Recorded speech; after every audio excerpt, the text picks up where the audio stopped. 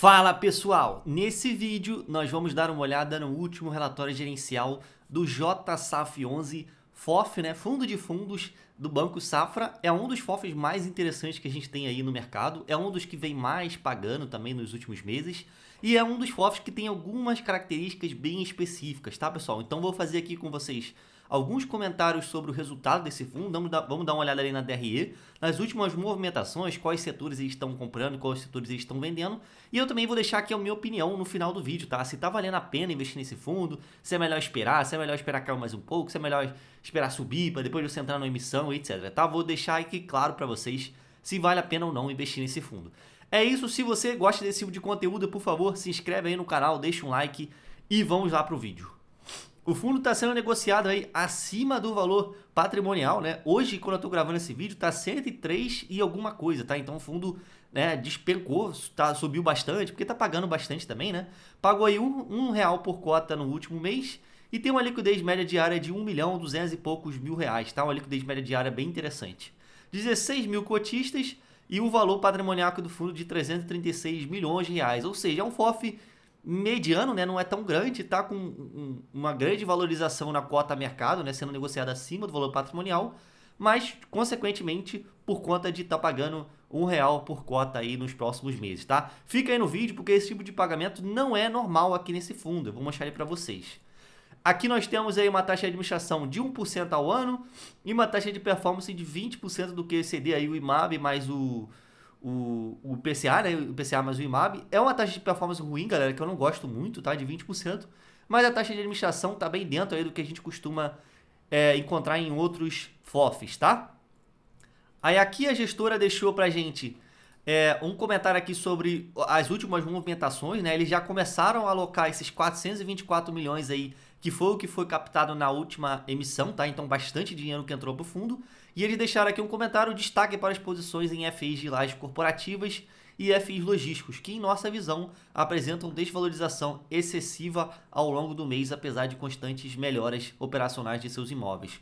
Ou seja, eles acreditam aqui que os fundos de lajes corporativas e os fundos logísticos estão com grandes descontos, galera. Eu também acho, tá? Muitos tijolos aí estão sendo negociados com muito desconto nos últimos meses, tá? Aqui nesse gráfico a gente consegue ver aí as últimas movimentações do fundo, tá? Então eles venderam aqui bastante fundo de CRI, como vocês podem ver, bastante fundo de papel, né? 16 milhões de reais, e compraram bastante fundo de laje corporativa, né? Que são os fundos mais baratos de fato, né? A laje corporativa tá sofrendo muita vacância, né? Muito fundo aí com problema de inquilino, falindo, etc. Então a gente tem esse tipo de problema. E eles também compraram bastante fundo logístico aqui, como vocês conseguem ver, tá? Aí aqui falando na DRE do fundo, aqui nesse mês de abril de 2024, tivemos uma receita de FIs aí de R$2.666.000 reais. Esse aqui é o recorrente do fundo, tá, galera? Então esses 2.600.000 e pouco é o que você pode considerar aí como um recorrente de receita desse fundo. Aí como você olha aqui embaixo o total de receita, a gente tem 4.400.000. É muito desproporcional ao resultado recorrente do fundo, tá? Por conta disso, temos aqui um total de ganho de capital, que é o ganho que ele tem com lucro de venda de fundos imobiliários que eles têm em carteira, né? Isso acaba complementando para chegar aqui nesses 4.400.000.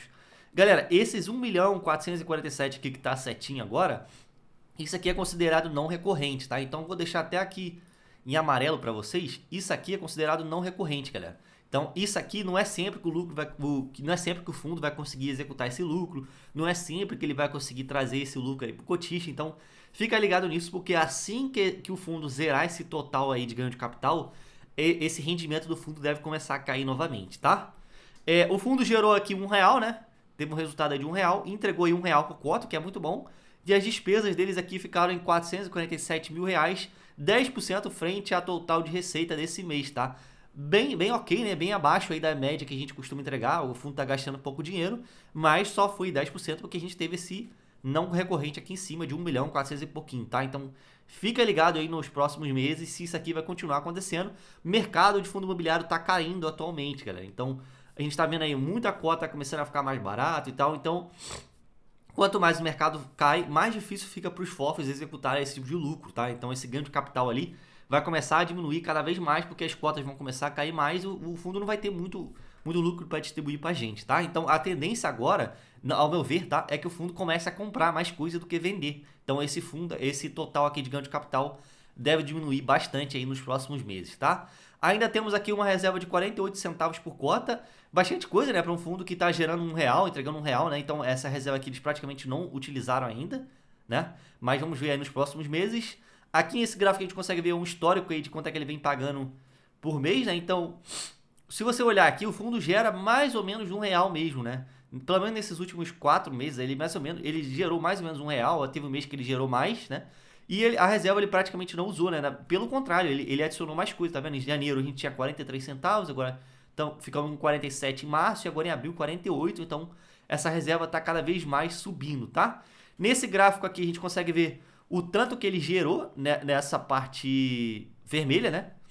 Essa parte vermelha é o tanto que ele gerou e a parte azul é o quanto que ele entregou. Nos últimos 4 meses, como vocês conseguem ver aqui, o fundo praticamente entregou o que ele gerou, né? Então foi muito bom, né? O fundo gerando R$ 1, entregando R$ 1 sem usar reserva, né? Mas tendo aquele lucro lá de venda, de cota, né? Então, lembrando, tem não recorrente aqui no meio, mas tá sendo bem interessante, galera, tá vendo? Em novembro, o fundo gerou 46 centavos, mas conseguiu entregar R$ 1. Em dezembro, 70, mas conseguiu entregar R$ 1. Aí teve outros meses que ele gerou 90 centavos, acima de R$ 1 e tal. Então, ele tá bem estável nessa casa de, sei lá, 80 centavos, R$ 1 mais ou menos, né? Mas vamos ver aí com o mercado em baixa, como é que esse fundo vai entregar, tá, galera? Eu tô um pouco preocupado para ver o rendimento desse fundo aí no mercado de baixa, tá? Liquidez média diária aqui em abril de 2024, 1.200.000, né? A gente já falou ali, uma liquidez bem interessante. E o número de cotistas também que ficou estacionado, né? Desde janeiro aí, que a gente está nessa casa de 16 mil cotistas.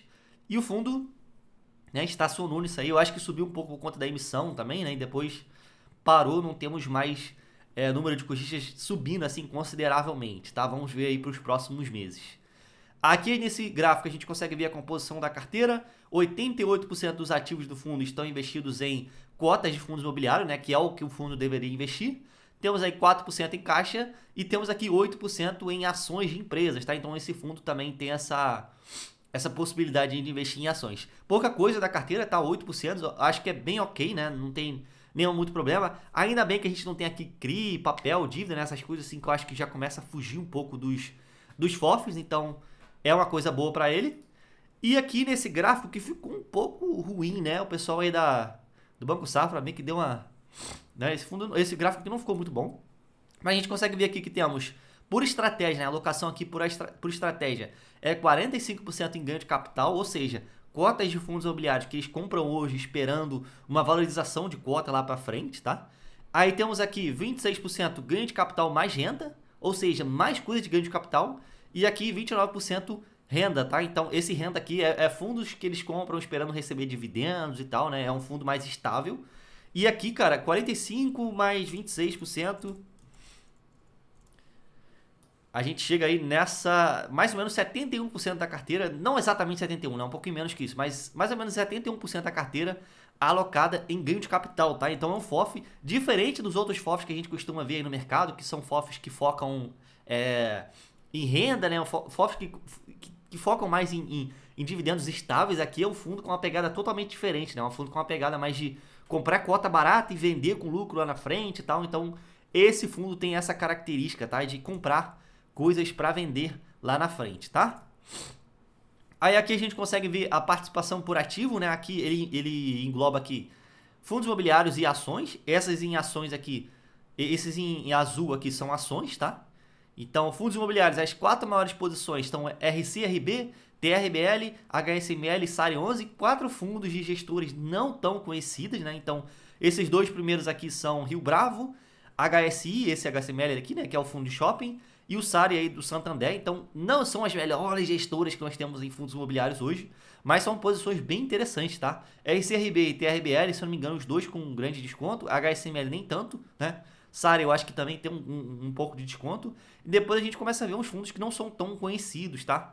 Mas temos aqui também fundos que o pessoal aí do mercado gosta bastante, tá? E de emissões temos MRV, SYNE e Iguatemi aqui, se eu não me engano, tá? Pouca coisa em ações, tá, pessoal?